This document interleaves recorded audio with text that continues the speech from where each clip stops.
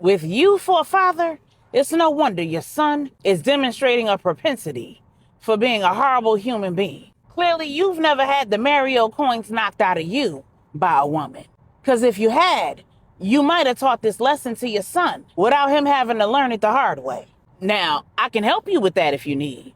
Or I can call my husband and let him elucidate the point. This is Bedtime Stories, Grown-Up Edition, Short Story, Promise Ring, Part 1.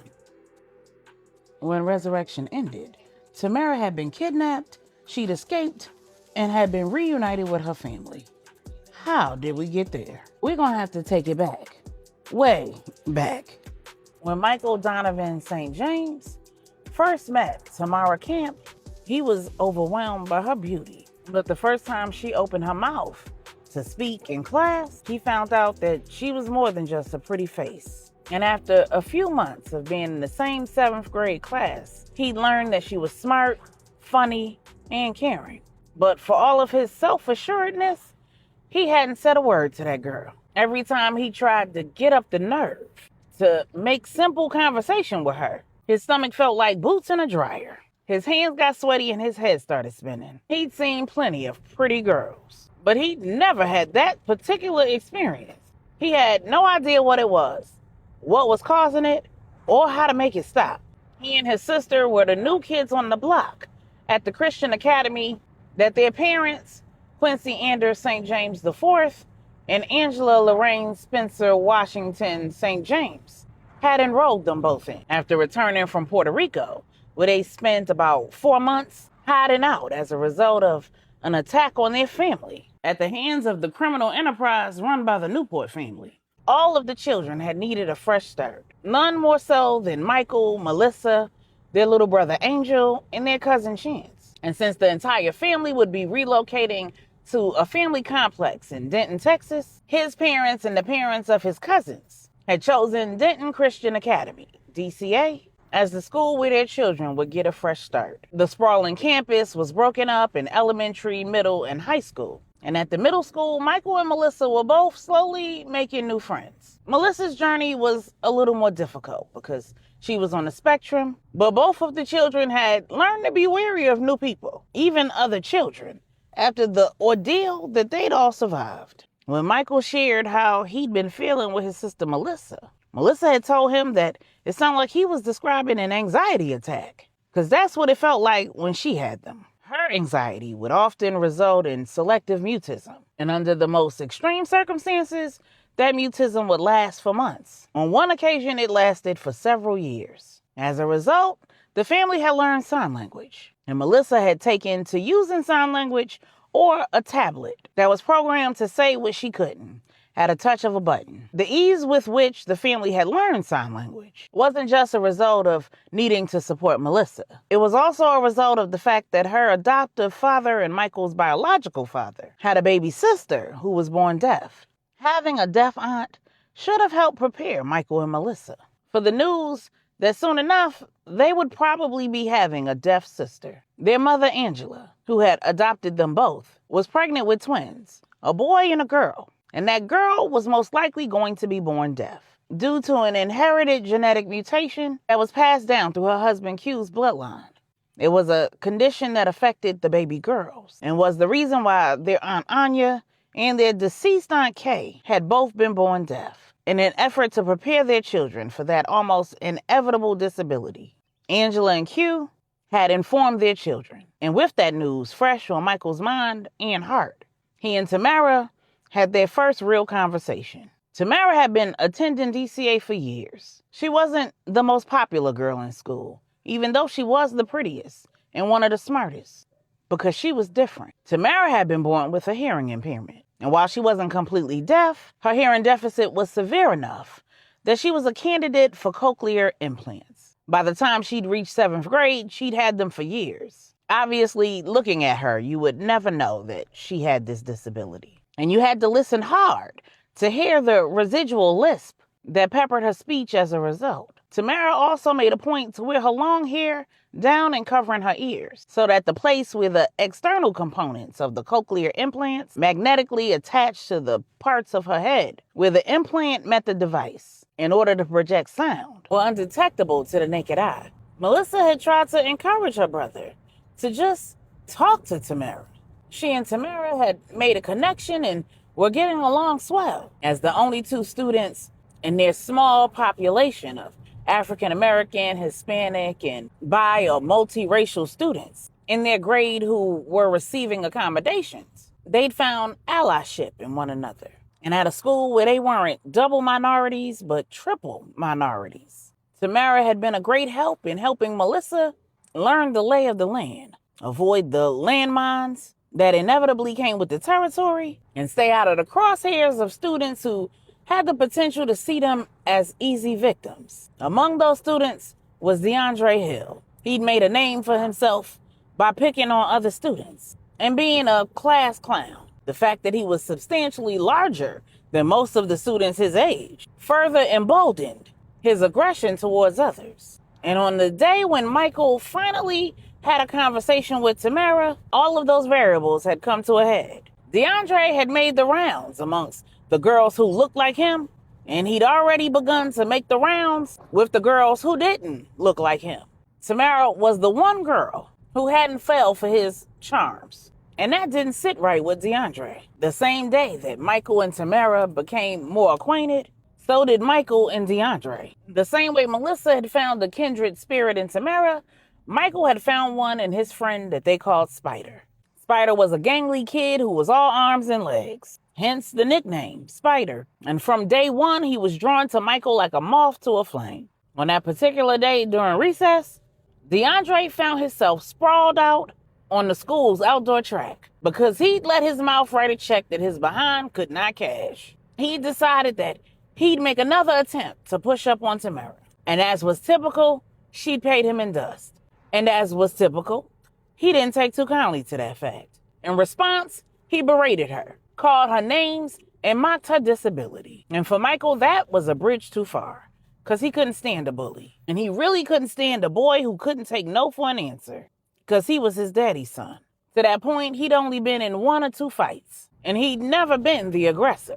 Each fight happened because he was defending someone else, someone who he saw as vulnerable, against someone who he saw as taking advantage of that vulnerability. And when he heard the things that DeAndre was saying to Tamara, his blood was boiling.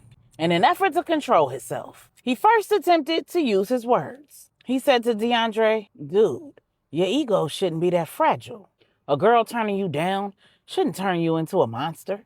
Do better." And DeAndre said, "Nigga, let me find out you think you gonna win some brownie points from her if you stand up in her defense. Pipe down and mind your business. Instead of worrying about me, you should worry about what she got going on with your sister. Because the way they always huddled and giggling and playing with their fingers, we all think they might be playing with each other." Before he could elaborate on his disgusting train of thought, he found himself sprawled out on the track, because Michael had hit him with a one-hitter quitter. By the time he pulled himself together, got himself up off the ground, while fussing, cussing, and charging at Michael, he found himself laid out again on that same track. Because in the St. James household, the rules were simple. One fight, we all fight. And DeAndre hadn't even seen it coming. Melissa had hop, skipped, and jumped, landed on DeAndre's back, taking him down to the ground, and was serving up blow after blow. And while Spider and Tamara held Michael back, the PE, Spanish, and English teachers had to fight to get Melissa off DeAndre's behind. When a very pregnant Angela arrived at DCA, she found her children in one area of the front office, DeAndre in another, and several other children that she didn't recognize, who'd been brought to the office as witnesses, lined up in chairs directly outside of the principal's office. While she was hearing her children's defense for their actions, Tamara was walking out of her interrogation in the principal's office. And without anybody telling her, Angela knew from the look on Michael's face that this young beauty was, in fact, the reason why both of her children were in that principal's office. She also knew that her son was extremely infatuated. Angela was surprised and impressed when Tamara walked right over to her and said, "Mrs. St. James, I'm sorry for all of this. Michael and Melissa were just trying to protect me. I would hate for them to be disciplined too harshly, all because of me, or because of DeAndre. He's loud and obnoxious and says things that he shouldn't. But I think he just does that to deflect from his own insecurities. I'm sure he'll think better about using his words as a weapon in the future. And before Angela could respond, Michael said, "How can you defend him after the things that he said?" And Tamara said, "Because we all fall short and we all need grace." And all Angela could do was smirk and nod her head. She liked that little girl. Before she could respond, though, Melissa said, "And sometimes we all need a good behind whooping to help us course correct." Angela said, "So when you get home, that's what you need? A good behind whooping?" Melissa said, "Oh, no, ma'am. I'm good. I don't even know whether my sensory processing would be able to handle that." Tamara returned to class at the principal's behest, and Angela, Michael, and Melissa headed on inside. For their trouble, Michael and Melissa had earned a 5-day suspension. And before Angela left that office, she'd made a successful case for DeAndre's suspension as well. She told that principal, if there are no consequences for sexual harassment and bullying, then you leave your students no other choice than to take matters into their own hands. You want my husband and I to impress upon our children that violence isn't the answer? But who's going to impress upon DeAndre that mocking the disabled and harassing girls who aren't interested in him isn't an emotionally healthy way to handle rejection? With time, he's going to get bigger and older. But this is an opportunity to help him get mature. Failing to take advantage of this opportunity may very well result in his next emotional outburst being more than verbal. And the principal agreed. DeAndre also got a 5-day suspension. And when his parents arrived to the principal's office, it wasn't hard to tell that the apple had not fallen far from the tree. As Angela was walking out with Michael and Melissa, she'd overheard the congressman telling his son that he should be ashamed of himself. And Angela was enraged when she heard his reason for why. He told his son he should be ashamed that he'd gotten into a fight over a deaf girl and been beaten up by a slow one. First of all, there wasn't a thing slow about Melissa. And second of all, that wasn't the problem. And Angela made a point of telling him that. She asked, "Are your constituents aware of the fact that that's how you feel about those in our society who are living with disabilities?" Let me get my phone out. You say that again for the cameras, and I'll make sure that it's ready and in circulation for the primaries. With you for a father, it's no wonder your son is demonstrating a propensity for being a horrible human being. Prayerfully, though, he learned something from this experience. Because while I don't teach my children to resort to violence to solve their problems, I would hate for your son to waste the lesson. Clearly, you've never had the Mario coins knocked out of you by a woman. Because if you had, you might have taught this lesson to your son without him having to learn it the hard way. Now, I can help you with that if you need. Or I can call my husband and let him elucidate the point. Now, this was not a monologue. Congressman Hill had made a valiant attempt to keep Angela from making a scene. When she'd mentioned his constituents and getting him on camera repeating his statement, he'd said, now, wait a minute. You're taking what I said out of context. And Angela had said she'd heard him loud and clear when she'd said that he'd obviously not had the Mario coins knocked out of him by a woman. He'd foolishly said that he avoided combat with the weaker sex. And when she said that she could help teach him the lesson that he obviously hadn't learned or taught his son, he asked, "Is that a threat? I don't think you in any condition to make a threat," referring to Angela being pregnant. And when Angela said she could call her husband, he said, "Well, call him." And before things could further escalate, members of the CDA administration came to his rescue. It was the PE teacher who said, "I think that the children have done enough where tussling is concerned. It probably would not be a good idea or a good look for their parents to pick up where they left off. I'm sure that wouldn't be a good look for your re-election campaign, Congressman, or for your husband's career with the FBI, Mrs. St. James. All of the children could use a lesson in conflict resolution, and I would hate to think that their parents do too. Mrs. St. James, I'll walk you, Michael, and Melissa out. Congressman Hill, the principal's ready to see you." As Angela and the children headed out, Melissa looked at her and said, "I was hoping you would knock the Mario coins out of him, because I wanted to see what that would look like." And Michael said, if he would have said one more thing, I was going to knock the Mario coins out of him.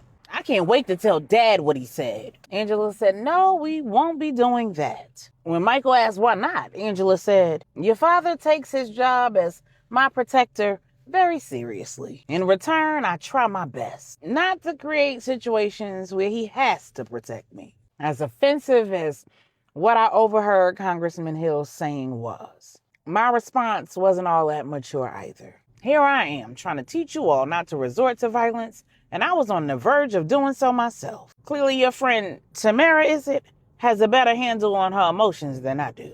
And she appears to be a sweet young lady.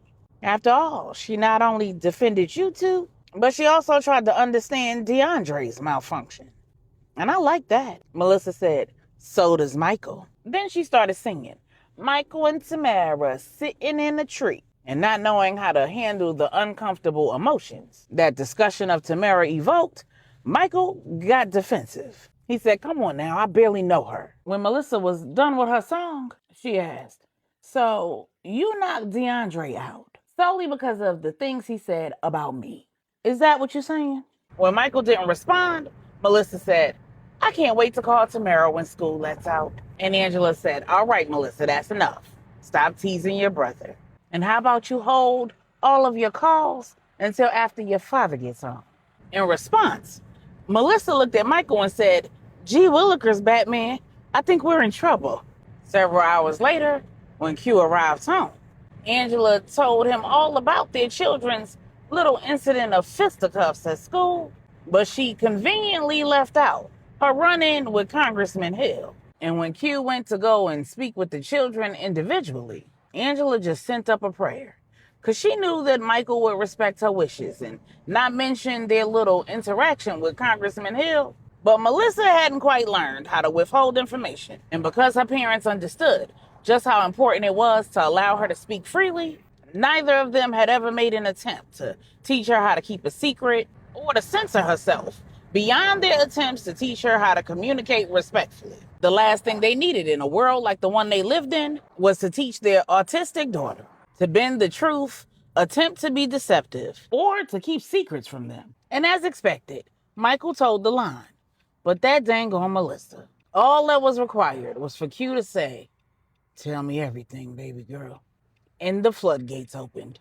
Her diatribe was not limited to what had happened during the fight or afterwards. She told him everything there was to know about Tamara, DeAndre, how Michael felt about Tamara, and her desire to see her mother knock the Mario coins out of Congressman Hill. When their lengthy discussion ended, Q called a family meeting. When he was done explaining to both of the children why they couldn't get into a fist fight just because somebody said something that they didn't like, Melissa said, Daddy, I told you, I didn't even hear what he said. I jumped on him because he was going to hit my brother. And Q just looked at Angela, because she was the one who thought it was a good idea to tell the children that if one fought, they all fought. And before he could quite figure out how to explain to Melissa how best to determine when it's appropriate and not appropriate to insert herself in one of her siblings' fights, Melissa asked, now, are you going to let mommy knock the Mario coins out of Congressman Hill, or are you going to do it yourself?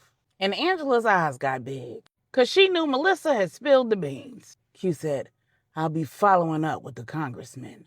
I'm sure he'll be apologetic, so he won't need the Mario coins knocked out of him. As for you two, you're both entirely too intelligent to use your hands to solve problems for which words will suffice.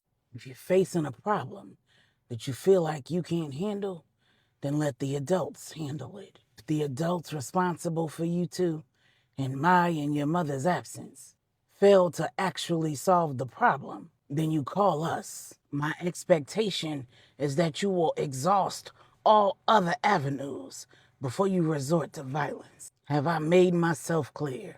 When the children said they understood, Q dismissed them and turned his attention to Angela. Before he could say a word, Angela said, I'm holding you to what you said to those children. You said you are going to have a conversation with Congressman Hill. And Q said, it looks like DeAndre is his father's son, just like Michael is his. Then Q kissed Angela and said, I'll be back. Less than an hour later, Angela's phone rang. When she checked the caller ID, she saw that it was her husband. But when she answered, Congressman Hill was on the phone. He said, Mrs. St. James, I just wanted to apologize for that misunderstanding that we had earlier. I've had a conversation with my son, and I'm going to have another one with him after your husband leaves, when the kids' suspensions are up. I promise we won't have any other issues. Angela said, well, thank you very much, Congressman Hill. I accept your apology, and I appreciate you adjusting your position on this matter. Put my husband on the phone, please. When Q got on the phone, Angela asked, does that man have all his teeth? Q said, he does. Angela asked, all his fingers and toes? When Q said, he does. Angela asked, are his feet on the ground? Then she heard a thud, and Q said, they are now. When Q made it home, Angela didn't even ask him about his conversation with Congressman Hill, but she did ask him if he'd had a conversation with Michael about his affinity for Tamara. Q said, he didn't mention it, so neither did I. When Angela told him that he probably didn't want to miss an opportunity to address romantic relationships with his son, Q said, my son knows where to find me. He also knows where to go if he needs help. There are some things that a man has to figure out on his own. Some things that he learns from observation, and some things that are just intuitive. He has all the information he needs right now. If at any point he doesn't, he'll ask. And if anything occurs that gives me the impression that he needs help and doesn't know it, I'll absolutely address it. But don't let my stance on it stop you from addressing anything that you feel like you need to address. When their conversation was over, Angela headed to have a conversation with Michael. But when she got to his door, she saw that he was on the phone. And when she ear hustled a little bit, she realized that he was on the phone with Tamara. And she knocked on the partially closed door, and when he responded, she said, come and find me when you get off the phone, son. When he did, Angela could tell from the look on his face that he did not want to talk to her. But she broached the topic anyway. She said, so, about Tamara. And Michael quickly cut her off, saying, we're just getting to know each other. We just friends, Mom. Please don't start. Angela said, don't start what? Michael said, I don't want to have a conversation about the birds and the bees. Please, Mom. If I have any questions, I promise I'll ask. And Angela just chuckled, because her husband was right. From that day until the day that Melissa left for boarding school, Michael, Melissa, Spider, and Tamara were all joined at the hip. I don't need a rich nigga, just somebody that can make me feel safe. Yeah, look, I dealt with a couple niggas, but nobody ever made me feel safe like you. Facts, cause when I'm with you, I just know I'm fine.